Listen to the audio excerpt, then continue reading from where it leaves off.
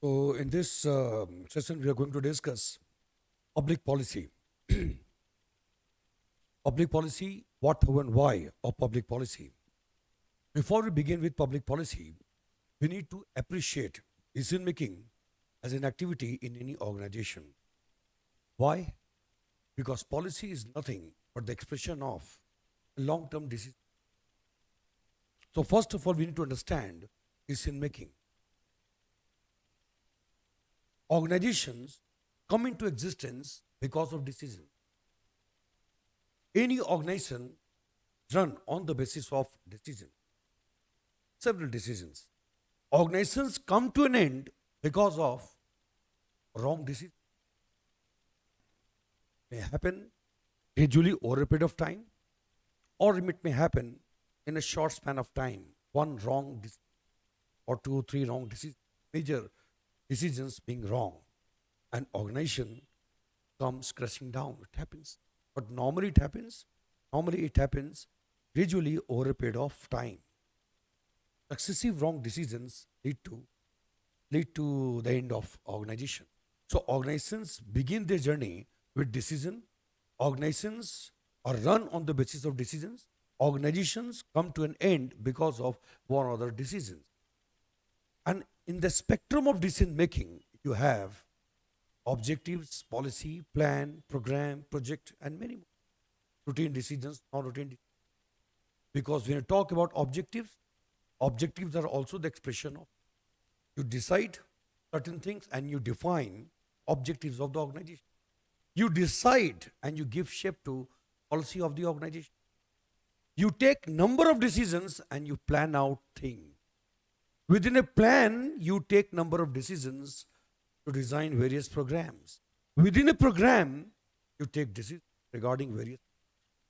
So, be it objectives of the organization, objectives, policy, plan, program, project, these are nothing but the expression of one or other types of decisions.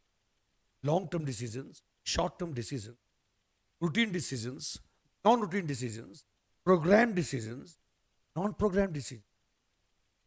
And in the spectrum of decision making, or one of the important constituents of the spectrum of decision making is policy. Policy is nothing but a set system of decisions in the context of any organization. A set system of decisions. In the spectrum of decisions, we have different types of decisions, but policy differs. How? Because policy is very basic and fundamental. Policy decisions are different from other decisions because policy decisions are set system of some basic decisions in the light of which or within the bounds of which other decisions are taken. You plan out things, your planning, formulation of a plan or program, projects, all such things do take place within the bounds of policy decisions. So policy decisions are deterministic in orientation. You have taken some basic decisions, and such basic decisions involve appreciation of certain values, certain principles, or appreciation of given situation and circumstance, ideological underpinnings of the organization, its philosophy, many more things put together. All such things are considered, and then you take a policy decision. What is to be done, how it is to be done, when it is to be done, and where it has to be done. So, what, how, and why of lot many things decided at the top, and it is given shape in the form of what we call policy. Policy decisions are very important decisions in the context of any organization because in the light of policies, other decisions are taken. If your policy decisions are wrong or deficient in terms of logic or reasoning or appreciation of prevailing situation and circumstances or value-centric deficiency, then what will happen to your plan, programs, and it sets the boundary within the bounds of which actions take place.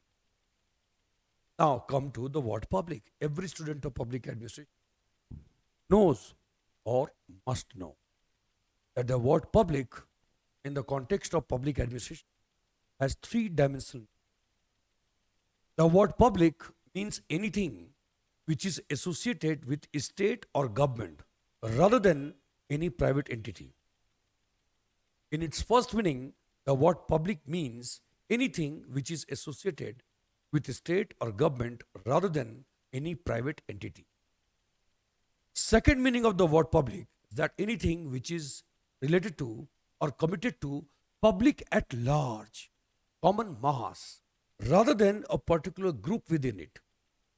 Third meaning of the word public, it refers to transparency rather than secret. And that's why in common parlance, very often we use, please make the report public, make it transparent. Three-dimensional meaning of the word public. Now you can apply this three-dimensional meaning of the word public policy and it becomes public policy. Policy means a set system of decisions on any subject matter. A set system of decisions on any subject matter of governance. It can be education, it can be public health, it can be infrastructure, it can be defense, it can be anything. Any subject matter of governance over which you have taken some towards the accomplishment of the objectives. If such policy decisions, if such decisions are taken by those who are sitting in the position of authority, they are associated with government, they are associated with government or state rather than any private entity, and they are taking such decisions committed to public at large, common mass, and then such decisions can never be secret. It has to be made public in keeping with the fundamental principles of democracy. It is known as public policy. Public. If you remove the word public, it's only policy. It can be applied to any private entity, private organization as well. So therefore, when we talk about public policy, we talk about a set system of decisions on any subject matter of governance. Those decisions which are taken by people associated with government and state, political leadership, administrative leadership, and such decisions which are committed to public at large, common mass, rather than a particular group within it, and such decisions conform to the requirement of transparency is known as public policy. Fiscal policy, monetary policy. You just take example of budget. Budget is fiscal policy. It conforms to the requirement of the word public. Three-dimensional meaning of the word public. Why? Because budget is prepared by those who are associated with government. Budget is not concerned with a particular group in our society. It is committed to public at large, common mass. And then a transparency has to be maintained. The budget is explained in front of the entire country, accessible to all. Government has to declare where from the money would come and how the money is going to be spent. Government needs to come up with a well-organized, systematically organized expression of estimation of receipts and proposal for expenditure for a given period of time, the coming year. Full details of the past, present, and futuristic estimation. Budget or fiscal policy, it comes within the ambit of what we call public policy. Similarly, fiscal policy, monetary policy, industrial policy, commercial policy, defense policy, nuclear policy, environmental policy, agricultural policy, all such policies are known as public. What is clear? Now, policy is a set system of decisions for following a course of action. Set system of decision which suggests a particular course of action out of many to accomplish defined goals, objectives, and purpose. And a decision is simple. Policy decision means decision as to what should be done, how, when, and where. This is the sequence. Policy is placed here. At the top, you have goals and objectives. Any organization comes into existence. An organization is a system. And any system comes into existence towards the accomplishment of some objective. So at the top, you have goals and objectives. Goals and objectives are very often, very broad and vague in nature. They also carry that vision or they carry that philosophical underpinnings. So goals and objectives are very good to read and understand, but it does not give you complete detail as to what has to be done and how it is going to be done. So goals and objectives are generally very broad and vague in nature. That we aim at establishing a modern democratic welfare state based on social justice, economic justice, political justice. But it does not make things clear. Fine, social economic justice, but how you are going to accomplish it. And what does that mean? What will be your programs? What will be your activities? How will you function? Objectives deal more with what and not so much with how. The more concrete and practical expression of goals and objectives is policy. When you go through the policy of the government, any policy, education policy or public health policy, on that subject matter, things become very much clear that in the perception of government, what has to be done? What is the goal and purpose? What are the goals and purpose? What is to be done and how it is going to be done? So policy, unlike objectives, answer both of the questions pertaining to what as well as how. Policy of the government clearly suggests the preferred course of action on the part of the government to accomplish something. The government explores, examines different courses of action, like education policies. Government has to go education policy or public health policy. So government needs to understand what has to be done and what are the ways and means to accomplish that goal, purpose, and objective.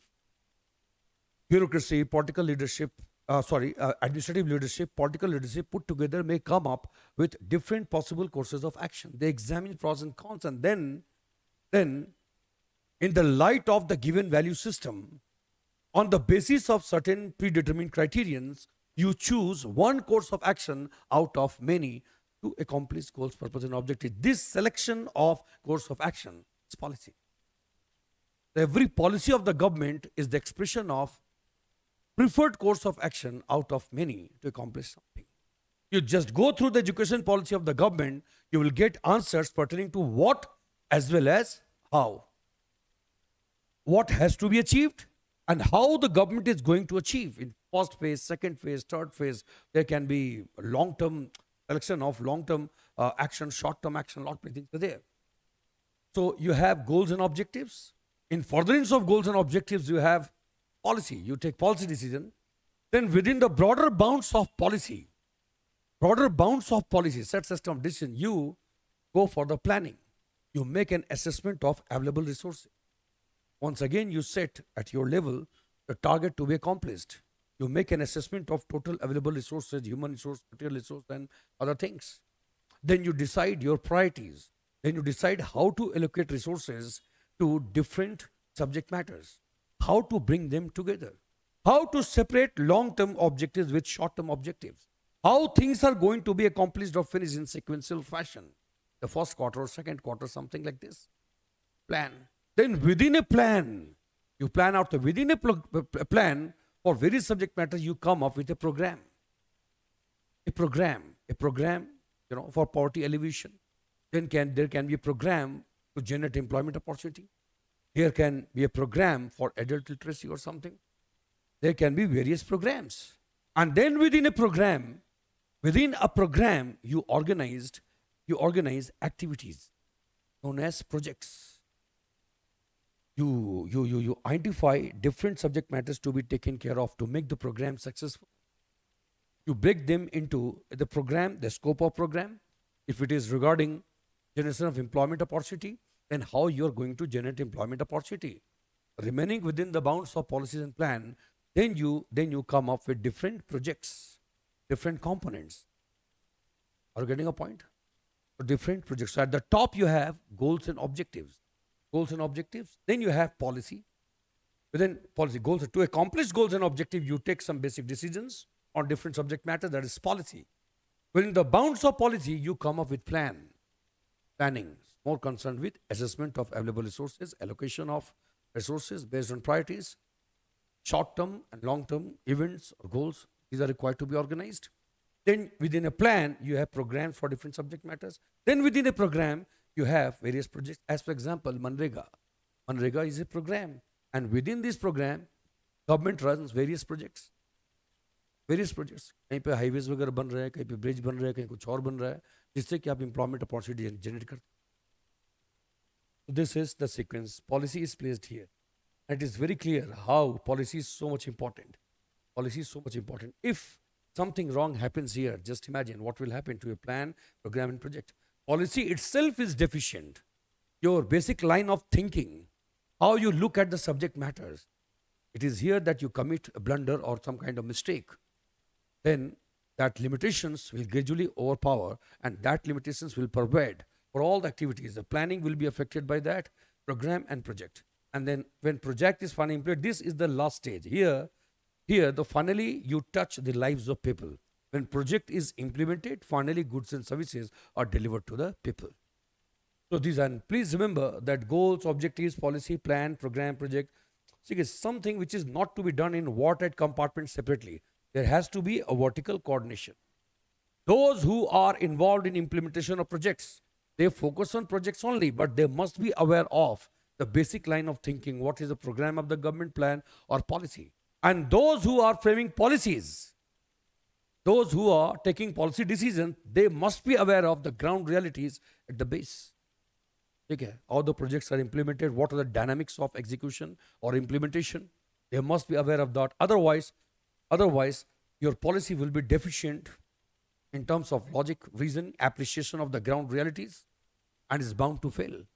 So policy making and then implementation at the grassroots level.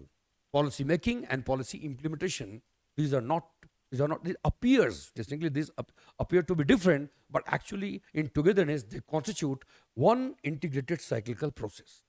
Those who are involved in implementation, they must be aware of, and they must be knowing what exactly is the line of thinking behind the policy of the government. They must be aware of that. What is the philosophy? What is the basic line of thinking? What are the principles? So those who are implementing must be aware of the line of thinking behind policy, and those who are framing policies, formulating policies, they must be aware of dynamics of implementation, and then only a self-sustaining and efficient, that cyclical process comes into existence. It does not mean that you reach perfection. It means only this, that you keep moving with list of friction. Things are implemented. If any kind of deviation takes place, you collect, the feedback, and accordingly you apply corrective. This is a case of vertical coordination. Sometimes there can be problem with the policy itself. The government will have to change it. Sometimes there can be a problem with the plan or the program, design of the program, or there is a possibility that everything is fine, but those project managers have actually failed you.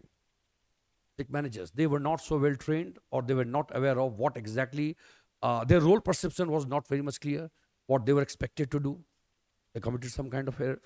So a vertical coordination is required to which this is something which I'm showing only to give you a broader perspective on policy.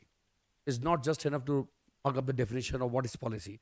Need to see where is policy placed, where the policies are actually placed. Here, this is the definition, public policy. Now, first one is that broadening of the scope of public administration. I have discussed what is public. I have discussed what is policy. I have discussed what is public policy. Point here, public policy is different from private policy. Policy decisions taken by Reliance Industries or the team there in the Mahindra or Maruti, if they are taking policy decisions, these policy decisions are not public. These policies are not public policy. So there is the difference that I have discussed. Then I have discussed the sequential arrangement, goals, objectives, policy, plan, programs, and projects. Now come to larger context of public policy and public administration. Firstly, you should know that traditionally, public administration was seen as associated with implementation of policy only or enforcement of law. I repeat. Traditionally, public administration was seen as something associated with implementation of the policy, enforcement of laws, and not with policy formulation, and not with any kind of role in drafting of legislation or the enactment of law. But over the years, the last few decades in the last century, you can say, there has been significant change or transformation in the different dimensions of life. What began with Europe gradually pervaded the America as well, and then the different parts of the world. On account of consistently increasing complexity of governance, because society has kept on evolving. We are living in a society, the modern, or the industrial society. Even beyond that, you can see a lot of developments are taking place thanks to industrial revolution, thanks to popularity of gradual expansion of money economy, or the changes in the social life or economic, political, or cultural life, switch over from monarchy to democracy. Also, developments were taking place in the 18th, 19th century. So that brought a significant change in the overall contextual setting of public administration. Public administration, which was not such a complex affair to begin with, it was mainly concerned with implementation of the decisions of the political leadership. But thanks to the emergence of the ideas of welfare state or democracy, then the industrialization or changes in the overall day-to-day life of the people, mass production, mass consumption, money economy, capitalist orientation, a lot many things were taking place. Take a scientific and technological developments, a society which had witnessed so much of development, so many developments in different aspects of life, would hardly afford to continue with a traditional public administration, focusing only on implementation. Things became so much complex that it was not possible for the political leadership to formulate policies or to take decisions on their own. And that, over a period of time, tended to become more and more complex. That became more and more complex over a period of time. So, therefore, I can say in the last few decades, more particularly, things have become so much complex that without existence of public administration, no political leadership can formulate policies. If you want to frame education, if you want to formulate environmental policy, public health policy, or fiscal policy, monetary policy, subject matter of policy making has become technically so much complex, more particularly in the context of changing standard of living or overall perception of society, or changes in the value system, overall changes in the criterions which society apply to judge the performance of the government. Overall, all such complexity made the thing so much difficult for policy making that political leadership could hardly manage the things on its own. So over the decades, what happened? There has been gradual dependence of political leadership, increasing dependence of political leadership on public administration agencies, the bureaucrats, for policy making or policy making. So that's why the scope of public administration has undergone a lot of expansion the last few decades. It has undergone mind-boggling expansion. Now, public administration is concerned not only with enforcement, not only with the enforcement of law or implementation of the policy, as it was defined by Woodrow Wilson, that administration is nothing but systematic application of law. So it is much more than that. So scope of public administration, or you can say operational domain of public administration, has undergone significant expansion, which involves policy making. So simple words, public administration. All over the world, wherever you have modern democratic welfare state and all such complexities of modern industrial society, public administration is not only concerned with policy implementation, it is concerned with policy. And policy making too has become very much challenging. Policy making has become a very challenging, the activity associated with public administration. You need to take into consideration political feasibility, economic feasibility, administrative feasibility, social desirability of the policy, then domestic and the global or possible implications within the country or outside the country, developments taking place in the different parts of the world. These are also required to be taken into consideration. Then you have to conform to the constitution, law, legal system. You have to conform to ethical and moral standards. You have to deal with competing claims of different groups and communities. Then you have to maximize interest, or you have to maximize national interest. Lot many things are there to be taken into consideration before you to frame policy. In the course of policy formulation, you need a lot of imaginative flair, ability to diagnose the real problem. You must have deep understanding of the past.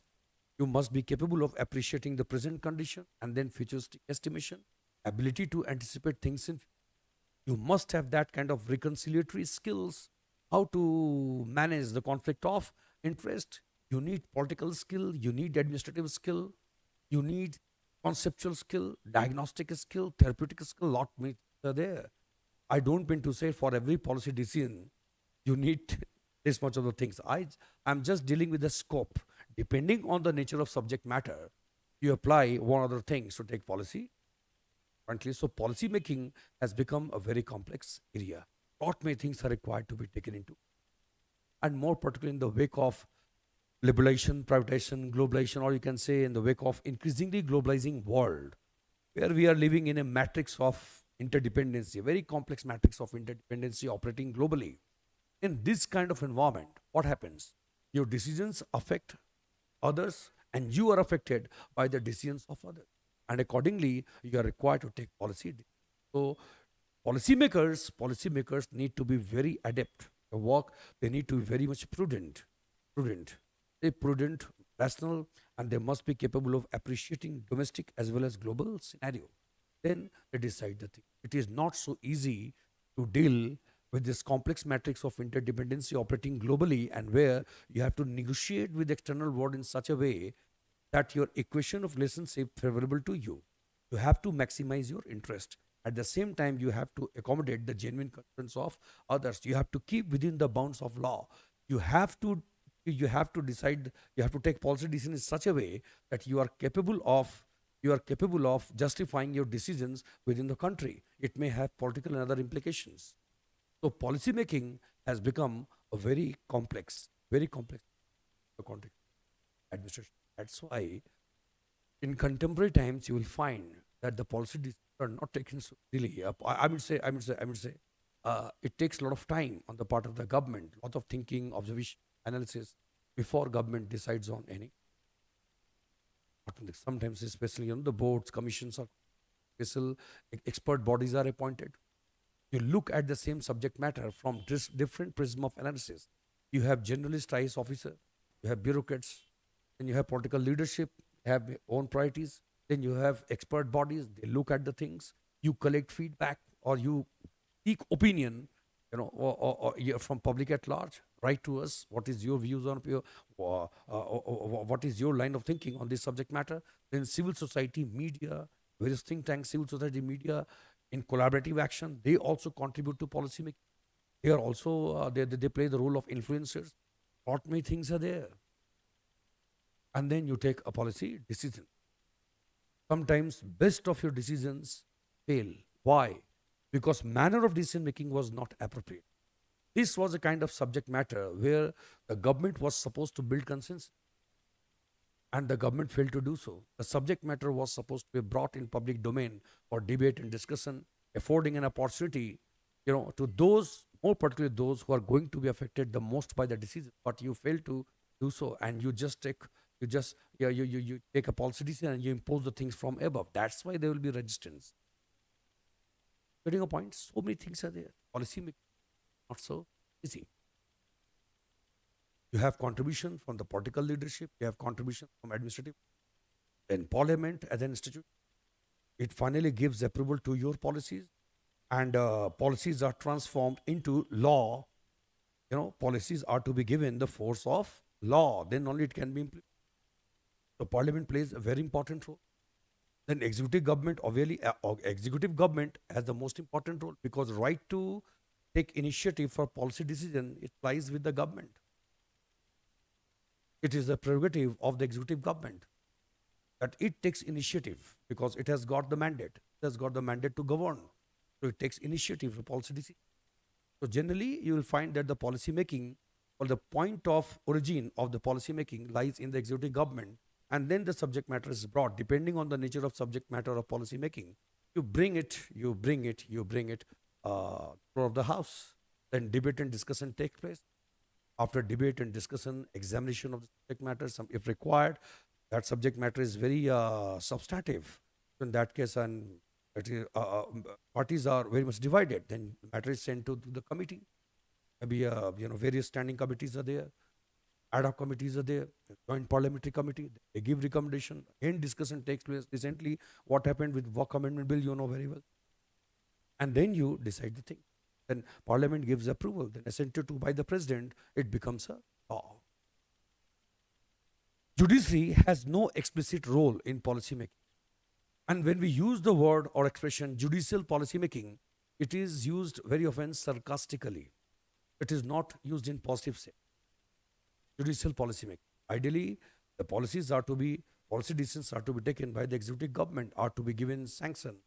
or to be transformed into law, by the parliament, then what is the role of judici? Judici has no direct role in policy formulation or implementation, but judici can examine the constitutionality of any law or policy of the government and the extent to which it is found to be inconsistent with one of the provisions of the constitution. It can be declared unconstitutional by the government. It cannot be enforced.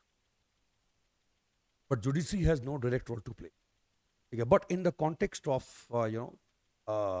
judicial activism or public interest litigation, we are living in this era, in this era of judicial activism and then increasing popularity of public interest litigation. Sometimes we use the word judicial policy making, but that is used in the context of when judiciary intervenes on any subject matter of public interest, where law is deficient or no law is available and public interest is at stake, then as a stopgap arrangement, judiciary sometimes intervenes and decides the do's and don'ts, so that immediate relief could be provided.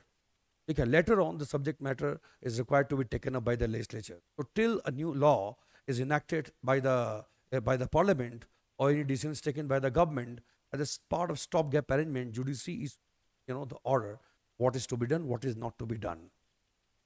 Judiciary sometimes provide the guidelines to be followed for policy making or something. Use the word judicial policy, but in reality, nothing like judicial policy making. Judiciary can make observation. Judiciary can exert moral pressure on the government to have some kind of policy or a subject matter which has become a subject matter over which a lot of controversy is going on. It happen. So judiciary has no important role to play here. There's a kind of post facto, response of the judiciary plays sometime when things go wrong. Then you have bureaucracy plays a very important role, because the decisions that are taken by the political leadership are not the decisions taken by political leadership alone. Everybody knows political leadership is assisted. Political leadership is assisted by the administrative leader. In fact, the core content of the policies are designed by the bureaucracy. Then it is submitted to the political leadership, and they finally express their choice. So intelligence activity done by bureaucracy. They collect all the intelligence information things. Design activity is done by the bureaucracy. They design the possible courses of action, what can be done, what cannot be done, given their vast administrative their administrative skill and vast experience, their ability to anticipate things, their ability to diagnose the real problem out of many things, any superficial problems. So bureaucracy plays a very important policy making. Finally, they give this draft policy to political leadership. Political leadership exercises that political leadership. The final call is of yes, this has to be done. Go ahead. Done. It's given the shape if it assumes a bill is drafted, and that is it. It's not necessary that for every policy decision you need to come to the parliament. Okay, Prime Minister's statement on any important subject matter related to international something. If the Prime Minister gives the statement, sometimes the statement of the Prime Minister is taken as the policy decision of the government. Directions issued by the government, executive directions which are issued by the government from time to time on different subject matters, that also carries the element of the policy making, element of policy part of the government. It is not necessary that all policy decisions are to be taken in the form of a bill to be introduced in the House, to type of a law enacted by the Parliament. Laws represent the policy of the government.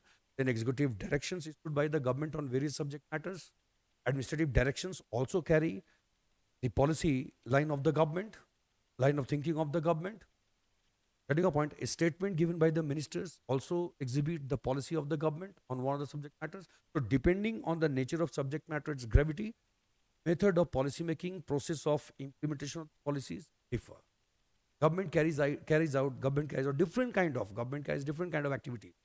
You have protective activities, you have assistive activities, you have ideological activities, you have regulatory activities, you have course judicial activities. Different kinds of activities are carried out by the government, and depending on the nature of subject matter, policy decisions are taken. The method or process to be followed for policy making and the process to be followed for execution, it differ from subject matter to. What is clear? So in the inner realm, you have executive, legislature, judiciary.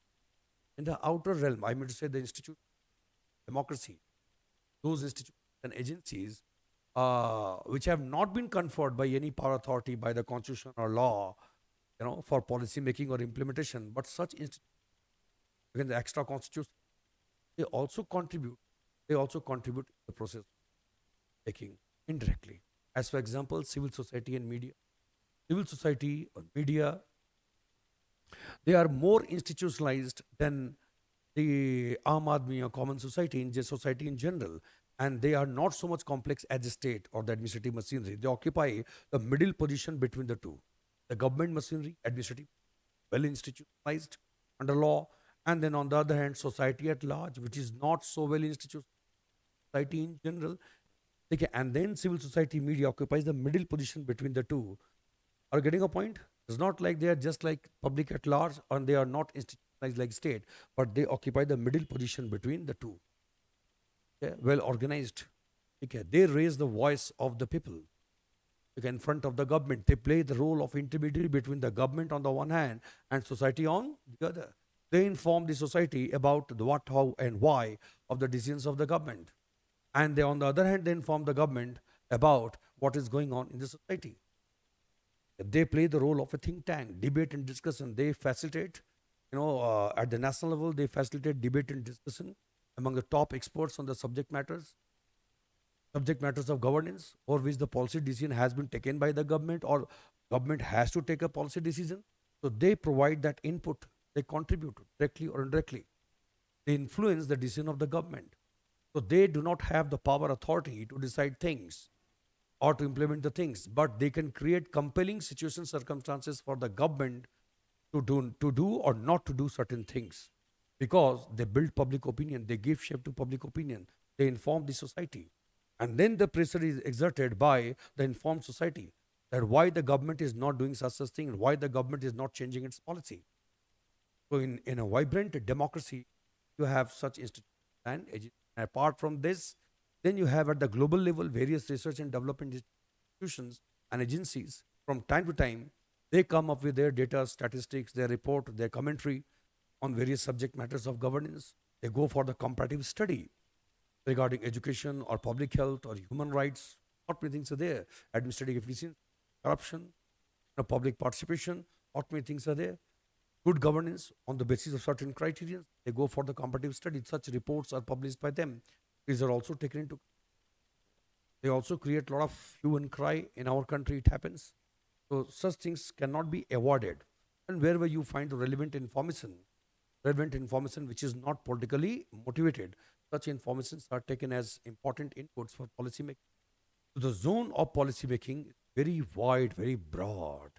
You have political leadership, you have administrative leadership, then you have top experts, specialists, what is clear, then contribution from all the stakeholders, contribution from public at large, yes, then civil society, media, agencies within the country, outside the country, take into consideration mandate of the constitution, directions by the constitution.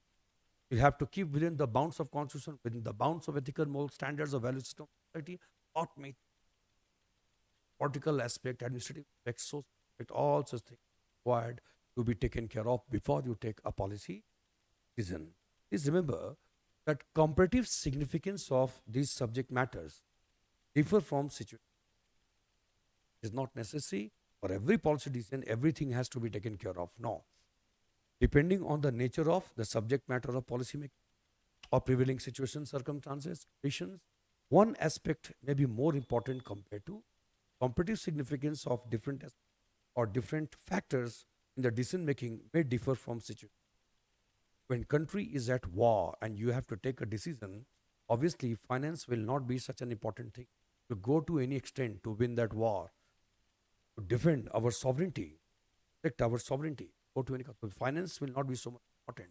Money will keep coming from the different all of us will contribute fund.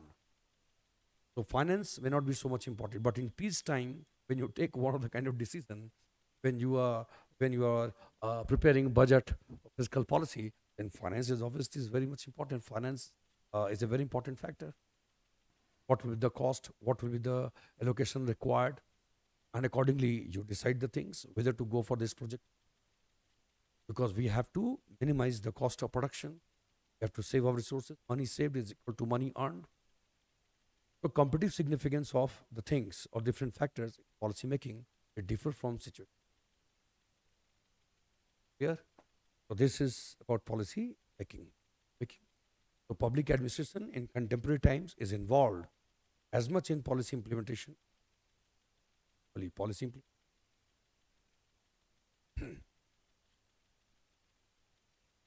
so policy. I have already explained all such thing here. And contemporary times, what is the challenge? What is the contemporary scene? That the policymakers, the world of public administration, the zone of research has undergone expansion. So in the last 2 3 decades more, what began with Simon has started. Simon, one of the greatest scholars of you know public administration. Simon worked a lot on decision making, and Simon is the one who was conferred with Nobel Prize. Simon is the one who initiated that intellectual process of inquiry and investigation into what how to make use of information technology in the realm of decision making in organization. How to make the zone of decision making more stable, firm, and more scientific with the help of Simon, you can say, is the pioneering attempt was made by Simon, and thereafter we have followed. So, what is the scene today? Today, we are in the world of public administration, we are doing a lot of research how to make use of artificial intelligence, how to make use of artificial intelligence to make decision making, the government or private organization, decision making more efficient and more effective. What kind of tools, technology, what kind of uh, tools and technology are to be used to simulate human thinking? So can we really take, because routine decision is something which you can easily take. We are taking routine decision on the basis of technology, but real challenge is how to develop some kind of technology or robot or something, with the help of artificial intelligence, how to develop a technology which is capable of taking even non-routine or non-programmed decisions. You are exposed to a new or the situation which you are likely to face in future. So how to prepare administration to deal with those kind of situations which have never arisen. You have to create that situation so as to train your decision makers. Decision makers, you have to create that situation. You have to come up with different variants. This is the zone where a lot of research is going on. A lot of developments, a lot of development has taken place and is likely to take place in future. Overall, the approach is to make use of what is the approach, but how to make use of modern tools and technology, particularly related with IT, to make decision making far more efficient and stable, to restrict the possibilities of arbitrariness, to restrict the element of, to reduce or eliminate the element of risk in decision making.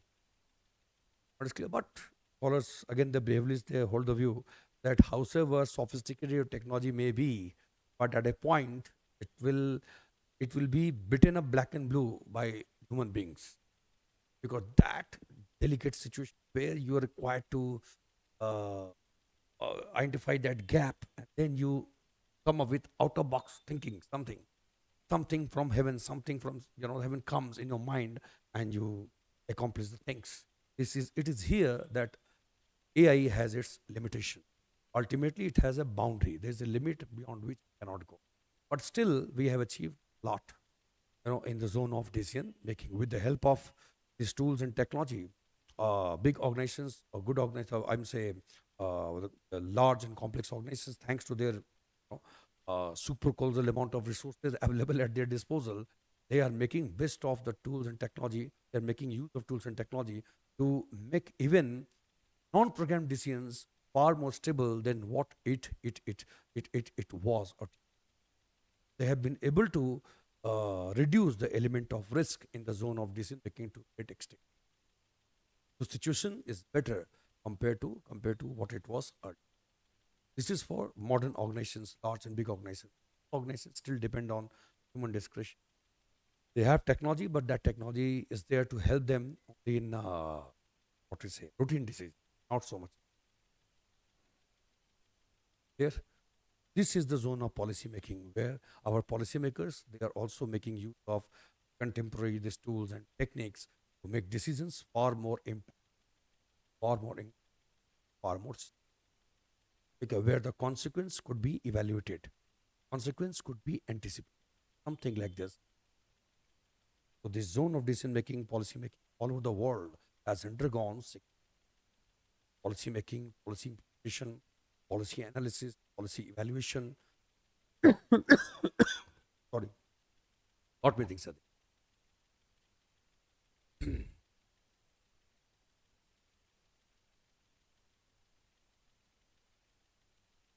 And the relevance of policy making in public administration. Well, policy making an essential adjunct of management functions is an essential adjunct of management. Very important. On your policies, policy decisions, quality of your policy decisions determine the nature, content, quality, and orientation of other decisions which are taken. What you call that sequence. So you have policy making can be relevant only when. So what is the relevance of policy making?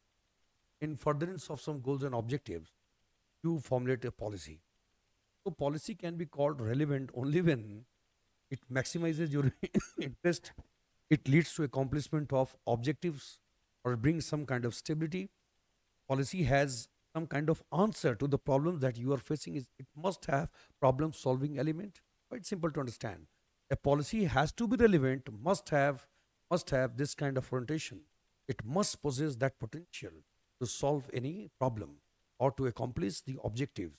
A good policy is the one which maximizes the interest of organization, brings efficiency, brings effectiveness. A good policy is the one which is capable of playing the role of that centripetal force to keep the things intact. On clear, a good policy is the one which is capable of bringing that cohesiveness, capable of enforcing the accountability of the members of organization. Have a look on this. Policymaking can be relevant only when it is instrumental in accomplishing organizational object. Is very simple to understand. आप policy बनाई क्यों रहे हो? Objectives accomplish कर. अगर वो objective ही हासिल नहीं हो पा रहा है तो पॉलिसी का कोई मतलब नहीं है. Second thing, problem solving potential. आप जो भी पॉलिसी बनाएं उसके अंदर प्रॉब्लम सॉल्विंग एलिमेंट होना चाहिए. बजट है, फिजिकल पॉलिसी है, बजट के अंदर आप जो डिसीजंस ले रहे हैं, उस पॉलिसी डिसीजन जो ले रहे हैं उसके पोटेंशियल होना चाहिए कि जो प्रॉब्लम्स है उन प्रॉब्लम्स को सॉल्व कर सके. पॉवर्टी एलिवेशन के लिए कुछ होना चाहिए. एम्प्लॉयमेंट अपॉर्चुनिटी आप जनरेट कर सकते हैं. Can give that impetus to industrial growth और commercial growth, something like to give that support to business. Policy matlab whatever problems you are exposed to, your policy must have potential to deal with such problems, then only it can be called relevant. Policies should not be only for the heck of it. Then you have problem. Then capable of achieving efficiency and effectiveness. Whole point. A good policy is the one which restricts the possibilities of unnecessary friction and conflict, brings clarity. Okay, judicial conflict will not be there. A good policy with a lot of clarity, the goals, objective, this is the course of action. It does not allow wastage of resources. Then you have a better utilization of resources. More or less same point. Better utilization of total available human. Your policy is such that you promote the best possible utilization of available human resource and the material resource. Your personal policy is such that only those persons who are meritorious can reach the topmost position, so that they could make valuable contribution in furtherance of the interest of organization. So policy, a good policy is the one, or policy is relevant only when it leads to the most efficient, optimal utilization of available resource. Then you have appreciation of environmental dynamics. A policy is not to be formulated in isolation from the environment. A good policy is the one policy is relevant only when it appreciates the prevailing situation and circumstance, internal environment, what is happening within the four walls of organization, and what is happening in the external environment. Policy is relevant only when it appreciates the dynamics of external environment, what is happening. What is clear? Otherwise, your policy will not have any answer to the problems that organization. You have to be relevant. A good policy is the one, or policy making becomes relevant only when it makes the organization dynamic. You focus only on internal problems, you are not aware of what is happening in the external environment, your policies will not have any answer to the external environment. You won't be able to respond to challenges. You won't be able to avail of the opportunities available outside. So that will make your organization a closed system. Just think what could be the impact of you know imprudent policy making. You can make your organization an open and dynamic system, and organization can become a very closed system. Why? Because of your policy decisions. You have taken a policy decision not to interact with the world. You don't under your policy lacks that maturity and appreciation of the principle that development is all about nothing, is all about productive interdependency that you develop. Productive and meaningful interdependency among the countries, among the societies. You bring out the best from one another. That is all about development. And if your policy is such that prefer isolation, then what will happen? You will become the victim of a closed system circularity. Then you have objectives. Now I was talking about in the context of the government, then goals and objectives, then policy, plan, program, project. Getting a point? This is specifically in the context of administrative institutions and agency. Administrative process, 6 distinct steps. You have policy making. You have in the context of an administrative agency, you have policy making, you have planning, organizing. So administration में क्या होगा? पहले policy बन गई तुम्हारी, policy के अंदर plan out कर लिया, पॉलिसी डिसीजन, देन प्लानिंग, उसके बाद organising you have identified various positions, various functionaries of the organization, and you provide them with required material resources, human resources. You provide it and you bring them in proper synchronization, in a kind of synchronization with one another. Organizing to bring various organs together. You have different positions of authority and responsibility in the organization. At every position, one other functions are there. They have their well-defined role, functions, and accordingly, resources are to be provided so that they could exercise their authority, they could act effectively, okay, and they are to be brought in proper, the coordination with one another. Organizing, and it is not enough to or just organize the thing that you will do this, you will do that. I have given this much of resources to you, and that much of resources is not enough. You need to go beyond that. That is supervising. Supervising to exercise a superior vision. Superior vision. You examine how things are taking place. Again, a supervisor at his level, he plans out things. Planning, then direction. Planning, organizing, direction, control, all such things put together constitute supervision. Superior vision, whether or not things are taking place in keeping with your plan.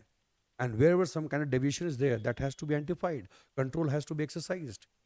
Supervision means superior vision. Every superior is a kind of supervisor to his subordinates.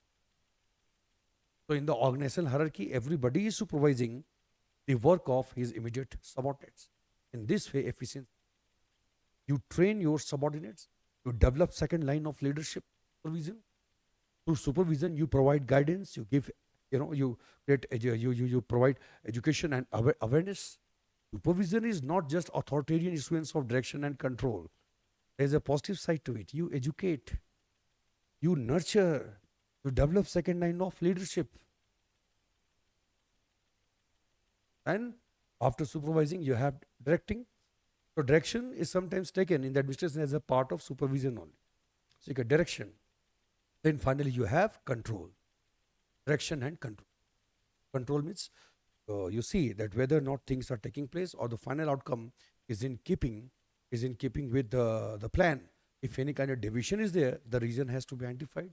Correctives are to be applied. Every organization is required to develop control system.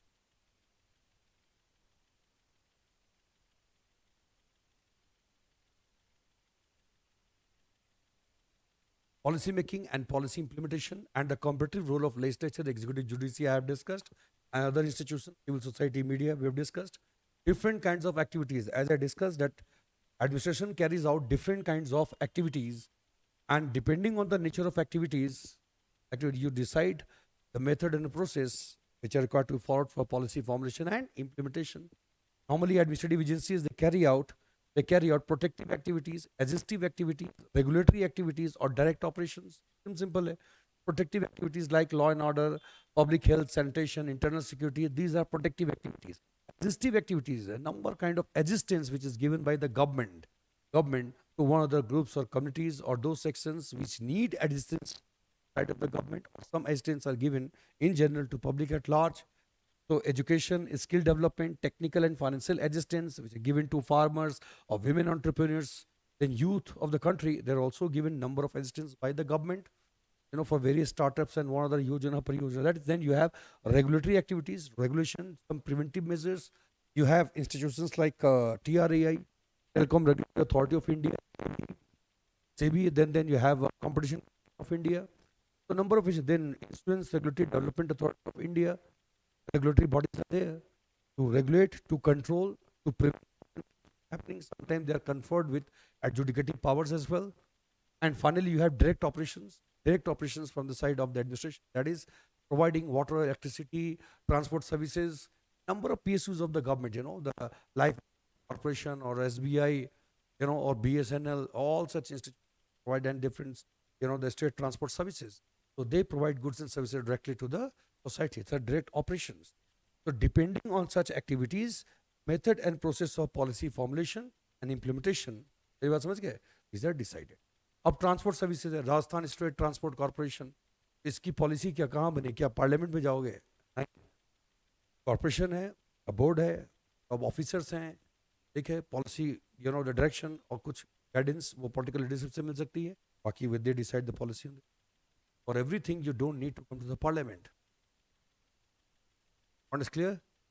कहा ना कि policy कुछ autonomous bodies है, वो अपनी policy खुद बनाती हैं, पॉलिटिकल लीडरशिप रखेगी उन पे, उनको डायरेक्शन दे सकती है कि क्या सही है क्या गलत है, enjoy a lot of autonomy and they decide, they take policy decisions, implement the same. So depending on the nature of activities, nature of the subject matter, depending on nature of activities, the subject matter, and process of policy making, it differs. देखो लिखा है, methods of policy formulation and process of implementation in government differ according to the nature of activities.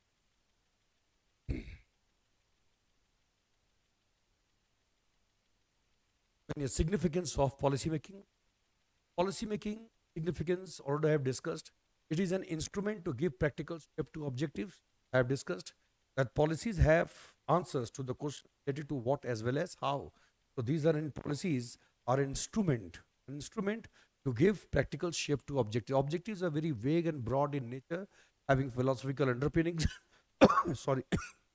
But objectives are given a more practical and concrete shape, under policies. When you go through the policies, things become more clear what the government wants to achieve and how the government is going to achieve. Then you have policies, an instrument to accomplish objectives through a definite course of action. Every policy involves or manifests the choice of or selection of a particular course of action to accomplish something.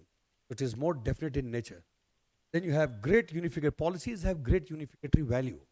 Once you have taken policy decisions, suppose you have taken or you have to, government has formulated environment policy. So environment policy means that once this policy is declared by the government, this policy decision is taken by the government, then all over the country, the governmental institutions, agencies or NGOs, one other agencies, whosoever is working on environment, they will have to carry out their activities within the bounds of policy. So policy brings a unity of direction and you may be working here in Uttar Pradesh or Jharkhand or for the Rajasthan or Tamil Nadu, wherever you go, but in environment policy, the broader bounds, within the broader bounds of it, you have to function. Are you getting a point? So that brings unity of direction and purpose. You cannot move in different directions. So policies have great unificatory value. So you are in Tamil Nadu or you are there in Jharkhand or you are in Rajasthan or Uttar Pradesh. The environment, everybody knows that this is the environment policy. This is the boundary. Within the bounds of which you can decide the things, you may be conferred with discretionary power as per the local condition. You can decide things. There can be certain things regarding which there is no discretion. It has to be followed. There can be some standing instructions within the policy. So policies have great unificatory value. It unifies. It does not allow centrifugality in the governmental function. Then you have great unificatory value and then you have instruments to enforce accountability. If you have policies, then only you can enforce accountability. Now any bureaucrat or any minister, if anybody is doing something beyond the limits set by the policy, then accountability can be enforced. अगर आपकी कोई policy नहीं है, तो जिसकी जो मर्जी है वो कर सकता है और आपको बोल सकता है कि कुछ है ही नहीं, मुझे जो लगा हमने किया। लेकिन जब पॉलिसीज है तो फिर किसी की मनमानी नहीं चलेगी। आपने कैसे किया? यहाँ पर इंडस्ट्रियल एक्टिविटीज अलाउ नहीं किया जाना था। गवर्नमेंट की पॉलिसी क्या थी? ये आपने परमिशन कैसे दिया? बताएं। ठीक है, accountability can be enforced if you have policy. Important guidance to planning.